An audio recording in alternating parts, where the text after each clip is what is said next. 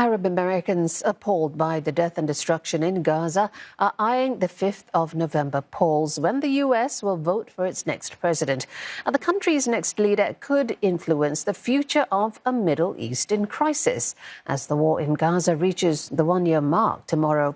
Mitch McCann travelled to Michigan, and that's a state with a large Arab American population and one that could sway the outcome of the race for the White House. In times of pain, heartbreak and grief, communities can seek solace in faith. For many in Dearborn, Michigan, it has been 12 months of anguish. But after a year of war in Gaza, this community is now facing a choice, and they're not enthused by either option. What is absolutely outrageous in the United States of America is that I have to be put in a position to vote between Donald Trump, who has run for 3 consecutive elections in this country. He's a main choice for 3 consecutive American elections, and Kamala Harris. We're helpless. We're screaming and, hey, fire, fire, fire. Nobody's helping. The war in Gaza has had an intense effect on Dearborn's residents. Mike Ayub knows the anguish of watching images of war on TV, then waiting, hoping that loved ones in Gaza will show up online on social media so he can confirm that they're alive. Right now we're angry, we're desperate, nobody's doing anything about it. In 2018, Mike and his family hosted a teenager from Gaza, Mohammed, who was in America receiving a prosthetic leg after being shot during a protest. Mohammed is now back in Gaza and sent this video to Mike earlier this year from the Jabalia refugee camp, showing his living conditions. As much as we want to help, our hands are tied. There's only so much we can do, and that makes it more frustrating. The war is top of mind as the city hosts ArabCon, where community leaders from across the nation gather to address pressing issues for Arab Americans. Activist Linda Sarsell tells me she is outraged that the United States is still supplying Israel with weapons as it wages war with Hamas. The bombs being dropped on our Palestinian families is paid for by me. It's paid for by my family, by my community. I pay taxes to this country. Israel denies the charge of genocide and says its war campaign is one of self-defense following the Hamas attack on its people.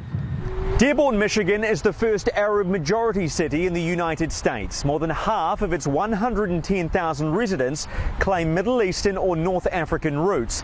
When you consider that Joe Biden only won this swing state by 154,000 votes in 2020, Arab American communities like this one could be critical in deciding who wins or who loses the race for the White House. And in Michigan, they don't take their votes for granted. In this year's Democratic primary, 100,000 Michiganders protested Joe Biden's Gaza policy by voting uncommitted instead of for the president. But even though Biden has exited the race, both Mike and Linda say Donald Trump and Kamala Harris offer little hope for their people. The Republican Party's official platform isn't detailed, other than saying we will stand with Israel and seek peace in the Middle East. Kamala Harris has called for a ceasefire, endorsed a 2-state solution, and has called out the humanitarian crisis, a similar position to President Biden. I don't know if it was false, imagined hope that we may have created, but she's said some things like, we got to help we got to stop this, we need a ceasefire now. But it's no different than what her boss has said and what he's been saying. The change in getting Kamala Harris is unfortunately not something that we are very enthusiastic about, especially since there have been many moments that have been offered to Kamala Harris to explain what her policy change is or how she will differ on policy from Joe Biden, and she has not taken that opportunity. Linda Sarsell says Donald Trump is, in her words, horrific on a range of issues, but not everyone sees it that way. At the D1 Cafe, we meet Mohammed pouring Arabic coffee, who shares with me a very different perspective, and it's unrelated to the war. أنا راح أصوت لترامب. تصويتي راح يكون أو الصوت تبعي راح يكون لترامب. أقل القليل ترامب راح تكون سياسته الداخلية